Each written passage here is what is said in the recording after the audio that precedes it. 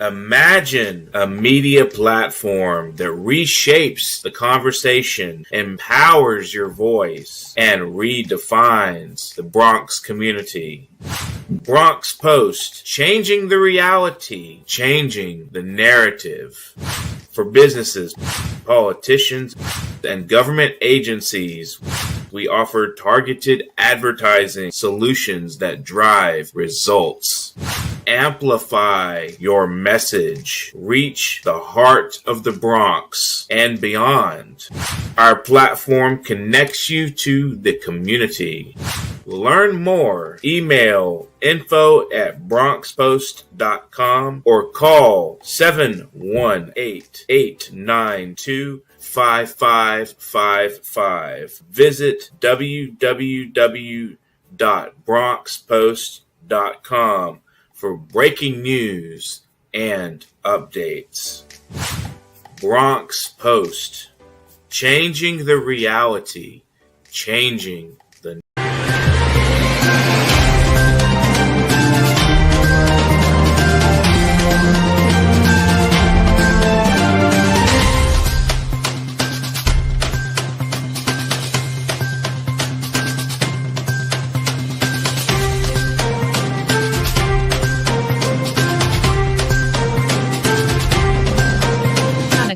Keep watching The Politics every Friday, 12 p.m. Eastern Time on New York Parrot TV, the voice for humanity.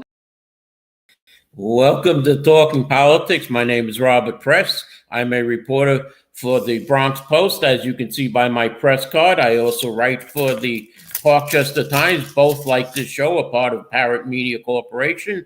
I also contribute to the Co-op City News, have a blog at www.100%.blogspot.com, Facebook pages 100%, and what is going on in your local community board. The views expressed on this show are those of the host, any guest, or anybody commenting at the bottom of the screen, and not necessarily that of Parrot Media Corporation. A quick check of the weather. Today is Friday. It'll be a high of 76. Saturday will be a high of 81 with a 60% chance of showers during the day. Sunday will be a clear high 77. Monday going down to about 70 and then 60s the later in the week. I'm going to start with a little bit about Donald Trump because there's been some controversy in his interest in accepting a lavish jet plane as a gift from Qatar, which was considered a consistent topic du jour, with some of the most notable comments coming from senior Republican lawmakers who added to the chorus. Political rights, the Dems' response, they moved to block the Middle East arms sales over Qatar's plane deal.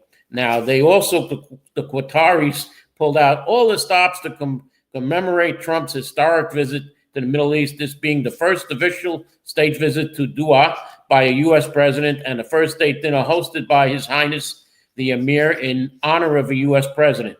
One person present at the dinner described two standout moments from the evening. The first was a big happy birthday shout out from the president to White House Chief of Staff Susie Willis. The Qatari orchestra then played happy birthday for her. The second was a performance from a surprise guest, which was Lee Greenwood, that the Qataris had arranged. He is one of Trump's favorite singers, and he was there to sing God Bless America and the USA. So let me move on now, and let me introduce my guest for today. He is running for the 17th City Council race. It is a crowded race. There are four contenders there. Mr. Producer, can we bring on Mr. Antirson Ortiz? And we'll have a little discussion about why he's running, what his platform is. He is trying to replace term-limited Councilman Rafael Salamanca, who was the land use chair of the City Council. Salamanca is now running for borough president. Mr. Ortiz is an old friend of mine from the city controller's office and other places. So why don't you introduce yourself, Antirson, and give us a reason why you're running for the city council? Sure. First and foremost, good afternoon. Buenas tardes. Thank you for having me on the show today. It's a pleasure to be here with everyone. My name is Antirson Ortiz.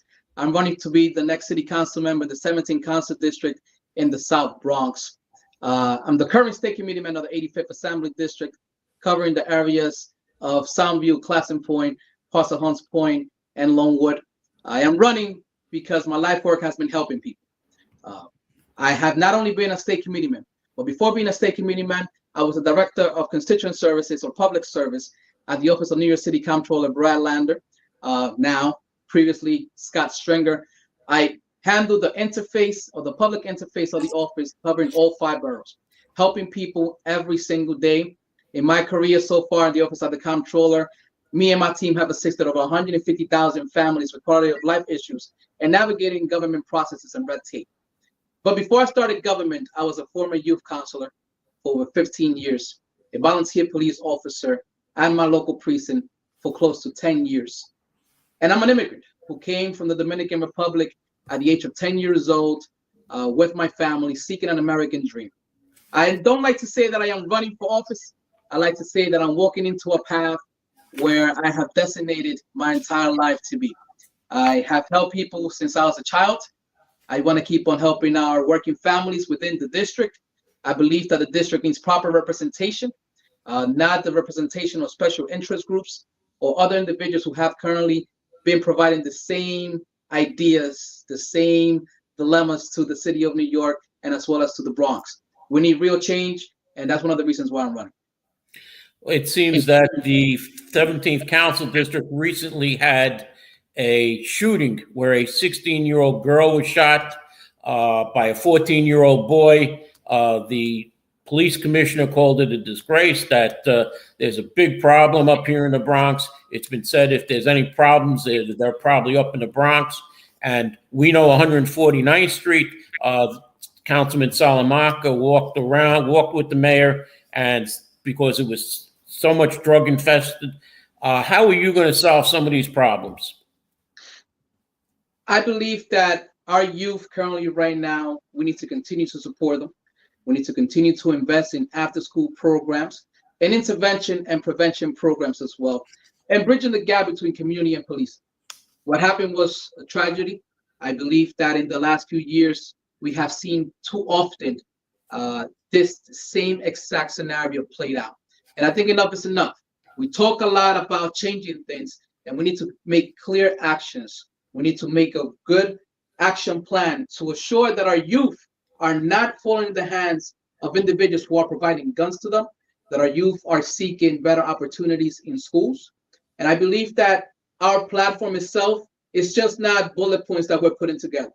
It's actually a story of the working families in this district.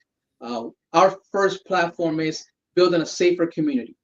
And having been an auxiliary police officer, having worked with the local precinct and with the community, I think that I have the skills necessary to assure that we bridge that gap, but that we are targeting the necessary aspects of what is really bringing this violence into our streets, which is basically the lack of support toward their youth, their family, the lack of programs, and the proper guidance that is needed, that is missing right now. Okay, I'm just going to announce your 3 competitors because there are 4 people running for this. It's a ranked choice voting system. So the 3 other contenders are Freddie Perez Jr., who has an entertainment business and is being supported by the councilman. There's Elvis Santana, who worked previously for Mayor de Blasio, pardon me. And Justin Sanchez, who is the chief of staff to Natalia Fernandez, who is state senator. And I believe that Mr. Sanchez has the Bronx Democratic Party endorsement. Now, do you think that the Bronx Democratic Party endorsement will push Mr. Sanchez into the position, or will Mr. Perez win it? Or why are you better than the 2 of them and Elvis Santana? I would like to start off by saying that everyone in this race has their own career path and their great accomplishments. I know that the Bronx Democratic Party has endorsed only one candidate. Other special interest groups and unions have also endorsed this candidate as well. I think that the people of the 17th Council District are not looking for more candidates that have been endorsed. They're looking for candidates that understand the working family's necessity. There's a lack of hope and an absence of meaning in many constituents currently right now, not only the 17th Council District, but across the entire city. And we saw some of those numbers in the most recent presidential election, where a lot of our constituents who are Democrats lost hope in our own party and decided to vote red. I think that what differentiates me from everyone else in this field is not only the experience that I have, being the only candidate who has citywide experience. My work and the work of my team has led to policies being implemented, has led to audit and investigations being done at the Office of the Comptroller. But I think it's more the well-rounded experience that I have.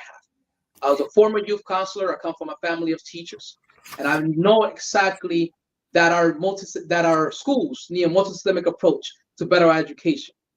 I was a former auxiliary police officer, and I understand that the necessities to build a safer community.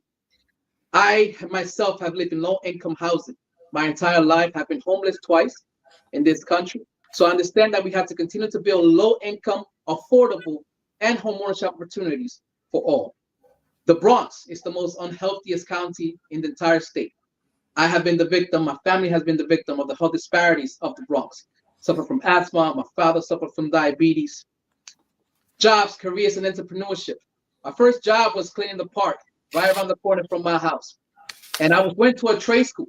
So I know that we have to continue to build different career paths and opportunities for everyone in the Bronx. So these platforms that I currently have and my team has within our current run is not anything that we're just throwing on paper. It's actually a story. And it tells the story of the working families of this district. Okay, let me just explain the ranked choice voting. Mr. Producer, if you can come back to me. Here is a little, Mr. Producer, here is how it's done. You, on the left side are the candidates. This is from Vote New York. They use symbols, but you mark 1, 2, 3, 4, or 5. There are only 4 candidates in this race, so you can mark 1, 2, 3, or 4. You can't rank the same candidate more than once. You don't have to rank all 4. You can rank just one, Mr. Ortiz, or any one of his competitors. And in order to win that race, a candidate needs more than 50%. So what will happen is if nobody gets 50% on the first round, the lowest candidate gets knocked out and his votes are appropriated to the number 2 choice. And that goes until somebody gets 50%. Now, Mr. Ortiz, are you confident that you'll get the 50% on the first round? I think my team and I are very confident. When we came into this race, we were not expecting many people to support us. Actually, a lot of people doubted us. We came in late. People thought that we were not going to be able to fundraise. Right now, we believe we are over $20,000 being fundraised. Over 95% of those have come from the city of New York. We have over $100,000 in matching funds. And this has been done by the donations of the families from the city of New York. The senior citizen on a fixed income who had to wait an entire month to give me $10. The person who was unemployed, who has seen me grow up and had to take it out of their savings to go ahead and support me for this race. Our campaign is not running on special interest groups with fancy consultants or lobbyists. It's being run by the working families of this district, of this city. And I am confident that we are going to be able to prove people wrong. Those individuals who doubted us in the beginning, and I believe that we're definitely going to pass the 51% if we continue to do what we have been doing right now, which is grassroots organizing and grassroots campaign. Let me get into a couple of tough questions. Since you're working for Controller Brad Lander, are you supporting him for mayor? Look, Comptroller Brad Lander is running for mayor. And as I mentioned earlier, I also work for Scott Stringer. Scott Stringer has been a great mentor of mine. It has been the person who has elevated me from being in the assembly to Bronx liaison to a director in the city of New York, covering all 5 boroughs, which I'm the only one of the Bronx. Those of you who know citywide offices, there's only 3 citywide elected officials: the mayor, the public advocate, and the comptroller. Each one has a citywide director of constituent services. I'm the only one from the Bronx. I believe that I'm the only Afro-Latino, and it has to be all given credit to Scott Stringer, who was able to promote me first, and then Brad Lander, who had his faith and kept me working for him. Even though I am on leave, I am not currently working in the office. So I'm a supporter of Scott Stringer as first choice. And I believe that my second choice will be Brad Lander. Okay, because I had Scott Stringer on recently on the show, and he was excellent. One thing, as a city councilman, there's a problem with Rikers Island, and a federal judge overseeing the jail has ordered the outside person to oversee the jails. What is your opinion on Rikers Island? Do you think that Rikers should be closed and these borough jails will be able to handle the people who are currently in Rikers, even though they only hold about 4,200 and there's 7,000 people in Rikers? Or do you think Mayor Adams' plan to use these new borough jails as housing and fix up Rikers? Which would you prefer, and how would you solve the problem? I think that we have to take a very thorough review of the situation that's currently on the Rikers, right? The management of it, the incidents that continue to happen there. Building jails within the boroughs can potentially be a good idea if they're placed correctly within the borough. Now, when they're placed close to schools, when they're placed close to residential places, we have one that's coming right here close to Mott Hague. When you turn the corner, right there, you have plenty of houses. You have a school not too far out, right? So the decision making of where these jails is going to has to have more input from the community, from the stakeholders, from the community leaders pertaining to where they're going to be located. We understand that perhaps Rikers is not doing good right now, but the problem is not the actual location of it, it's the management of it, and we have to ensure that there's proper management. If we could manage Rikers Island well, the necessity to build jails in our community when they're not wanted is not needed. Okay, now, my final question to you before I go to commercial will be about public education. What is your opinion of the school system? Do you think it should be mayoral control, or should it be back to the old way with the Board of Education? Are the children learning? Are the kids learning? Because I'm a former parent leader, and I'm going to make a comment after you speak. Sure. I don't think the issue lies on whether it's mayoral control or whether anybody else controls it. I think the issue here relies on what is happening with our students, that they are underscoring and underperforming compared to other students, not only in the city of New York, but across the entire state. We're spending over, I believe, $15,000 more than any other state per student, right? The money is there, but it's not matching the proficiency of our students. And we need to take a multi-systemic approach to our education. We got to see what's good is happening in charter school and what good is happening in public school, and combine both. Maybe have a peer review as to what the students are actually wanting to learn, what is going on within the system that they're not actually matching up to many of our students across the entire city. So I would like to say that mayoral control, I'm not a too fan of it, but the real roots of the problem relies on the system itself right now.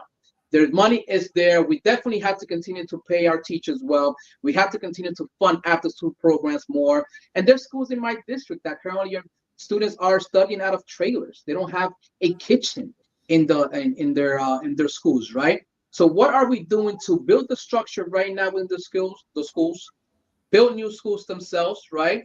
But focus on what is not working, what multi-systemic approaches we can actually do to fix the root of the problem.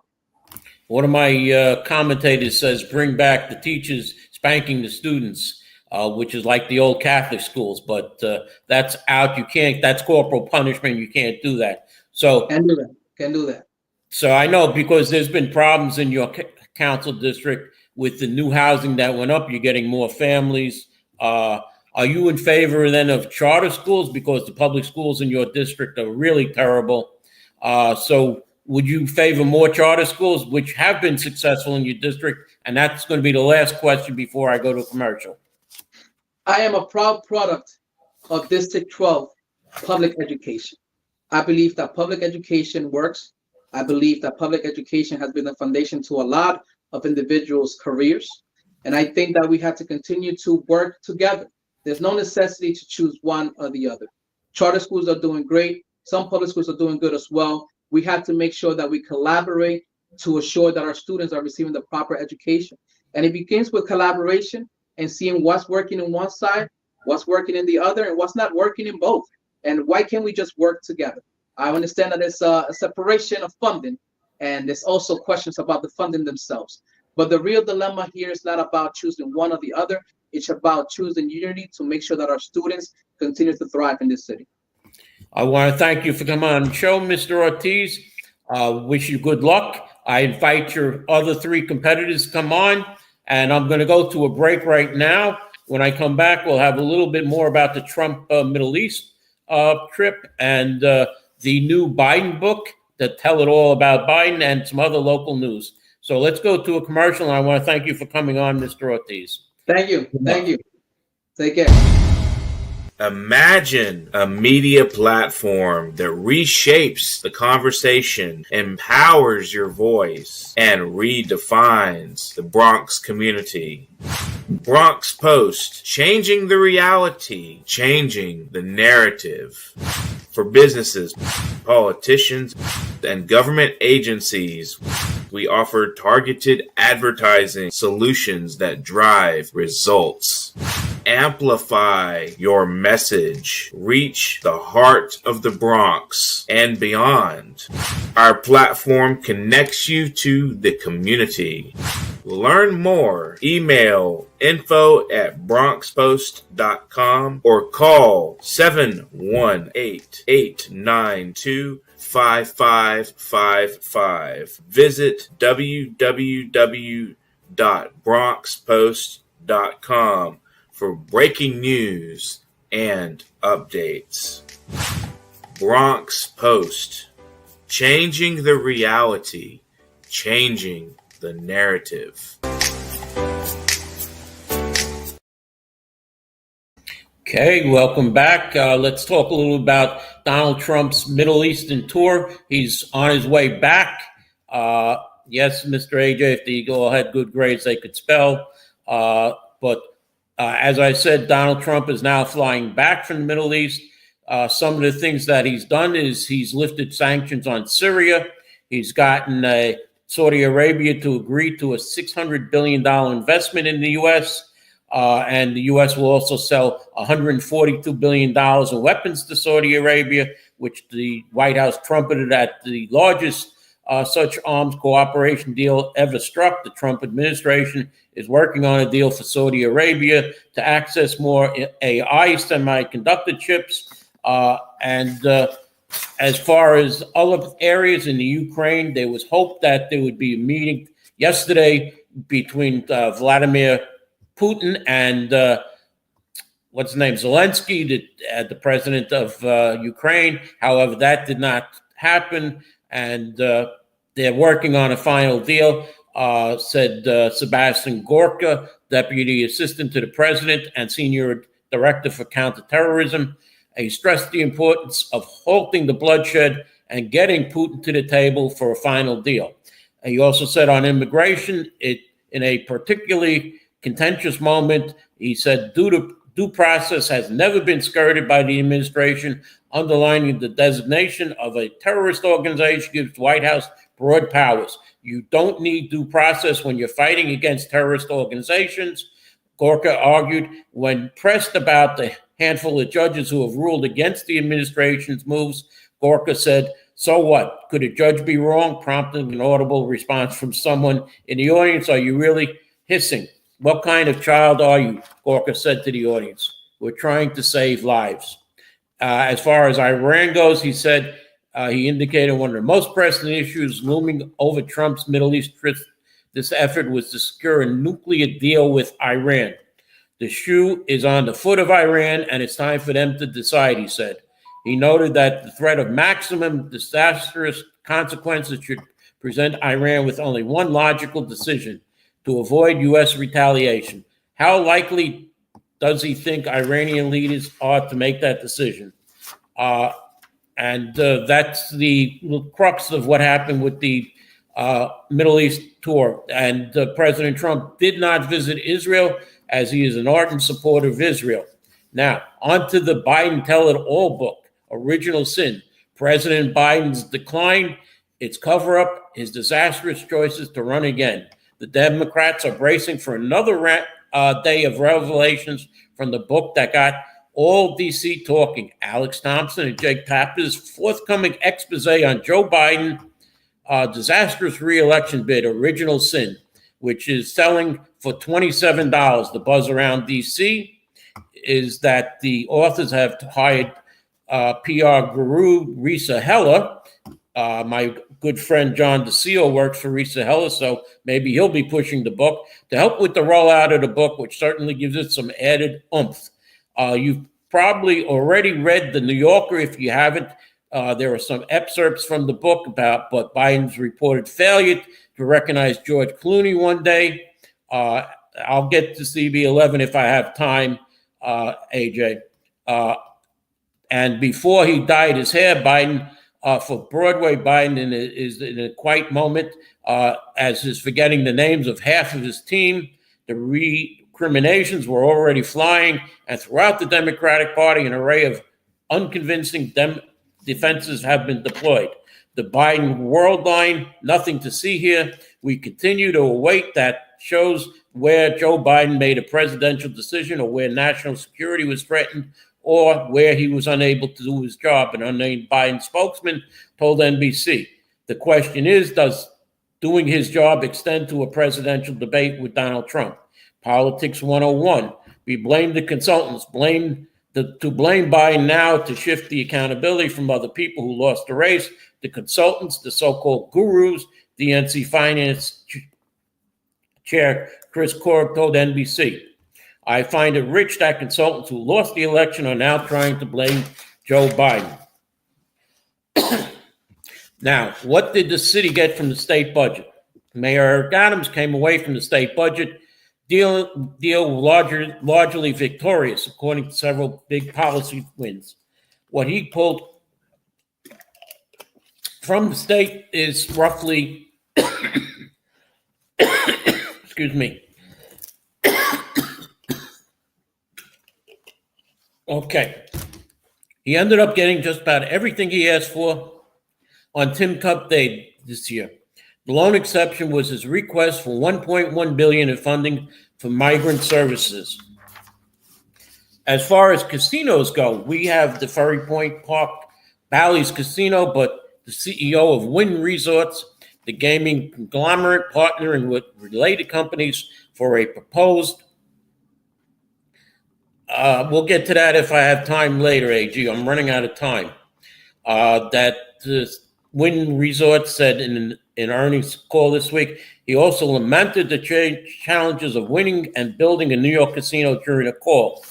And it seems that as far as the Queens Casino at Citi Field, State Assembly approved the measure Tuesday, clearing the way for billionaire Mets owner Steve Cohen to build a casino adjoining Citi Field in Queens. The 138-7 vote is the latest sign that Cohen's once-stalled casino bet may have renewed life in Albany. This is the opportunity to bring real investment to our local economy, having the bold vision of turning 50 acres of asphalt into an entity that delivers real benefits. Assemblywoman Larida Hooks, the bill sponsor, said before voting. The real fireworks, though, over the bill is expected in the upper chamber of the state legislature, where State Senator Jessica Ramos, who represents a majority of land for the proposed casino, has so far used her sway over the local issue to block the measure. Earlier this year, though, State Senator John Liu, who represents a part of the casino site, introduced the legislation, which also started moving through committees ahead of a likely vote in the upper chamber. Ramos herself has admitted that she may be unable to block Cohen's multi-million-dollar lobbying and influence effort over the casino. Cohen is going all in at the same time. Other new casino developers are folding and pumping the brakes on their projects. Last month, the Las Vegas Sands announced that it was pulling its $4 billion bid for a casino near Nassau Coliseum. The Savali Group, which is partnering with Mohegan, is trying to build a casino adjoining the Freedom Plaza in Midtown Manhattan, recently announced it is offering stock options to local residents to try and get locals on board. In a statement, the group said it was setting aside 12% of stock options for New York City residents. As far as the mayor's race go, House Minority Leader Hakeem Jeffries reiterated that he is not endorsing any candidate at this time. In fact, his response in 2 words when a reporter in Washington asked him, he goes, "I don't want to endorse anybody."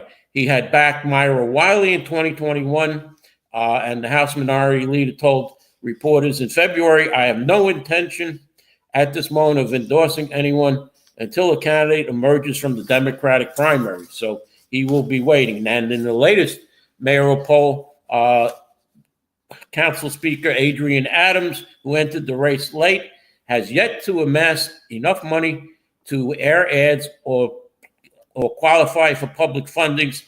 She has been placed. Cuomo, former Governor Andrew Cuomo, received 44% in a Marist College survey of 3,383 likely Democratic voters from May 1st through May 8th. Assemblyman Zohan Madami got 22%. And as I said, Adrian Adams came in third with 11%. City Controller Brad Lander, who started in fourth place at 10%, finished, and the rest of the PACs, former Controller Scott Stringer, State Senators Elma Meyerly and Jessica Ramos, and former Assemblyman Michael Blake and businessman Whitney Tilson were in single digits. And Whitney Tilson qualified for $500,000 in matching funds. And as far as matching funds go, former Governor Andrew Cuomo was denied $622,000, $600,000 because he is working with a PAC Fix the City, which spent the $622,000 on a TV ad that had the reason to believe that it was not created independently of the campaign, of the Cuomo campaign. So the Campaign Finance Board has disqualified him on that.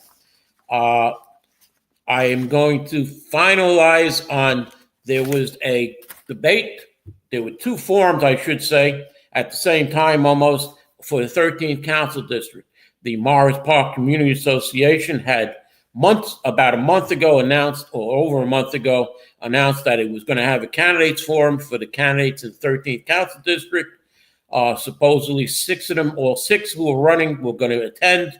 But at the lab, maybe 2 weeks before, Schreps Media, which is the Bronx Times, decided we're going to have a forum and we're going to have only 2 candidates go. The 2 candidates who got matching funds, which were Shirley Aldebol and David Diaz.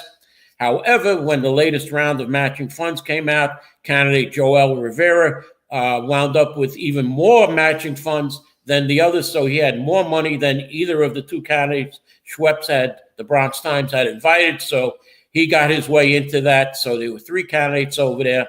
And this started at about 6:30. The Morris Park Forum was starting at 7:30. Candidate John Perez was at Morris Park, along with candidate Fiona Reitz DuPont. And Mr. Perez got angry that it seemed that he said, and there's a statement on my blog from Mr. Perez. It's in my article about this, titled Morris Park Debate or Morris Park Forum. And he left the forum saying that it appears that you are stalling and waiting for these 2 candidates to come from the other. He's been there. The forum should start. And the police officers that were there were new NCO officers, neighborhood coordination officers, along with the new community affairs officer and the lone detective, Detective Hall, who has taken over for everything. There used to be 3 community affairs officers, now just on her hands. So they were talking, taking questions, and Mr. Perez said, "That's it. This is supposed to be a forum, not a police. It's the same questions people are asking." And he decided to leave. And he left with the chair of Community Board 11, who the 2 of them are very good friends. I'll just leave it at that.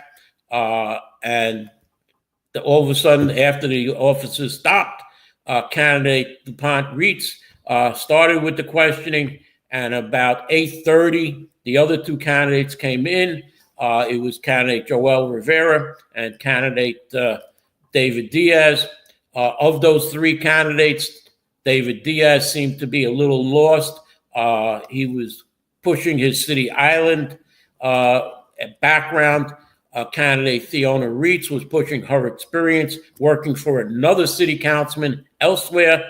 But it appeared that candidate Joel Rivera won over the Morris Park crowd because his answers were more to the liking of the crowd when it came to certain items like the Just Home project and overdevelopment and other things. He was with the community while the other two were questionable. And Ms. Reitz constantly reminded the audience of her experience, while Mr. Diaz was talking about City Island.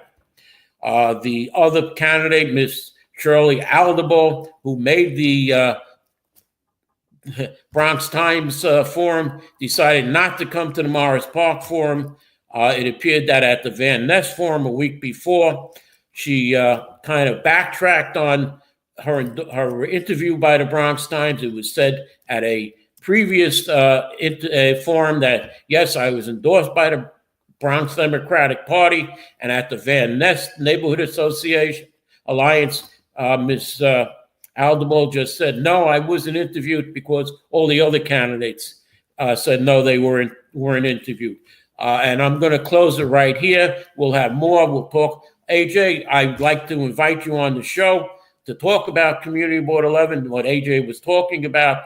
Last night, the leadership committee has put forward to the full board sanctions on a member of the public, and we'll see what happens at their full board meeting at the end of the month. So I'm going to sign off here and say thank you for watching. Next week, my guest will be Andy King, running for his old seat in the 12th Council District. And thank you for watching. I'm going to sign off right here and say thank you once again.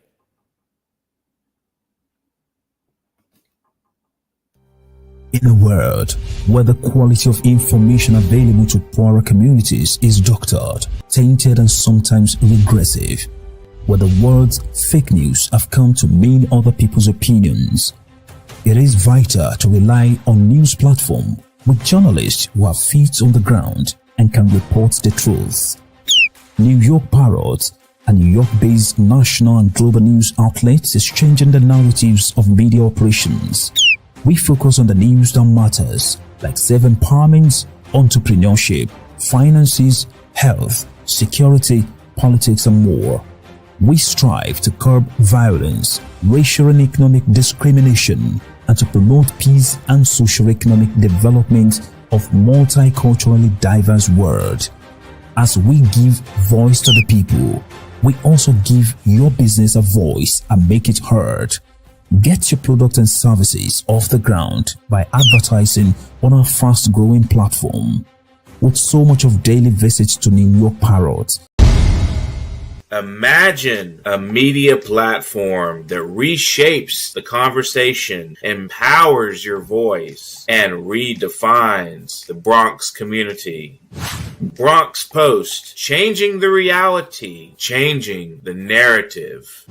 For businesses, politicians, and government agencies, we offer targeted advertising solutions that drive results. Amplify your message. Reach the heart of the Bronx and beyond.